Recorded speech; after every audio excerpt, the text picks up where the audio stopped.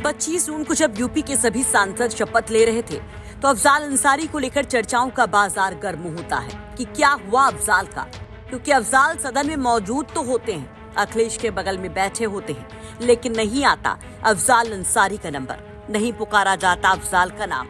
तो बिना शपथ लिए अफजाल सदन से चलते बनते हैं और अफजाल की शपथ ना हो पाने को लेकर जो कश्मकश थी सपा चीफ की, खुद अफजाल अंसारी की, वो सदन की तस्वीरों में भी साफ देखने को मिली कि कैसे धर्मेंद्र यादव दौड़ भाग करते दिखाई देते हैं, वहां बैठे उच्च अधिकारियों से बात करते हैं और फिर अखिलेश, धर्मेंद्र और अफजाल एक दूसरे से बात करते दिखाई देते हैं। लेकिन जब कोई बात नहीं बनती तो अफजाल लौट जाते हैं। कहा गया कि अफजाल का शपथ रुका कानूनी पेंच की वजह से, तो अखिलेश यादव समेत सपा के तमाम दिग्गज जुट गए इस पेंच के फांस का हल ढूंढने और आखिरकार जीत हो ही गई।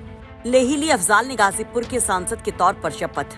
तमाम सवालों, तमाम संशय के बीच आखिरकार ये तस्वीरें भी देख लीजिए जब अफजाल अंसारी को स्पीकर ओम बिरला ने अपने ऑफिस में संसद सदस्य के तौर पर शपथ दिलवाई। मैं अफजाल अंसारी जो लोकसभा का सदस्य निर्वाचित हुआ हूँ, सत्य निष्ठा से प्रतिज्ञा करता हूँ कि मैं विधि द्वारा स्थापित भारत के संविधान के प्रति सच्ची श्रद्धा और निष्ठा रखूंगा।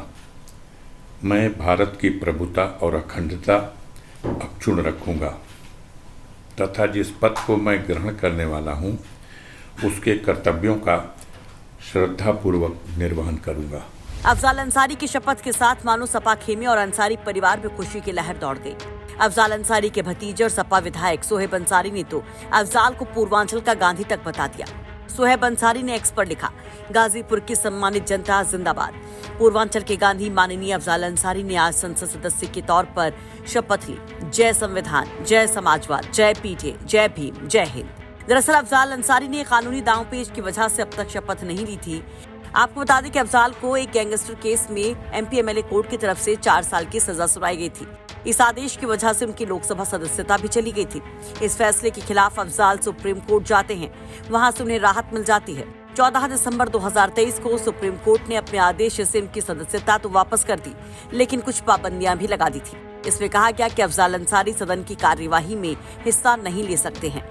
कोर्ट के इसी आदेश को आधार बनाकर लोकसभा सचिवालय ने अफजाल को नए सदन में शपथ के लिए नहीं बुलाया था, मगर अब अफजाल अंसारी ने शपथ ले ली है। हालांकि अंसारी पहले से ही अपनी सांसदी और इस लोकसभा में सुप्रीम कोर्ट के आदेश को लेकर बड़े दावे कर चुके हैं। उन्होंने कहा था कि अगर कोई व्यवधान होता है तो वो सिर्फ सियासी साजिश ही होगी। 18वीं लोकसभा में उस फैसले का या उन बातों का असर पड़ेगा?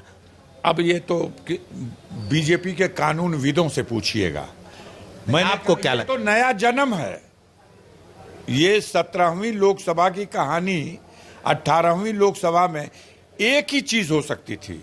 17वीं लोकसभा के उस आदेश का असर यह हो सकता था कि मैं चुनाव न लड़ सकूं, और जब चुनाव लड़ सकता हूं और चुनाव जीत सकता हूं तो इस चुनाव को खत्म कराने की कोई नई कहानी लिखनी पड़ेगी।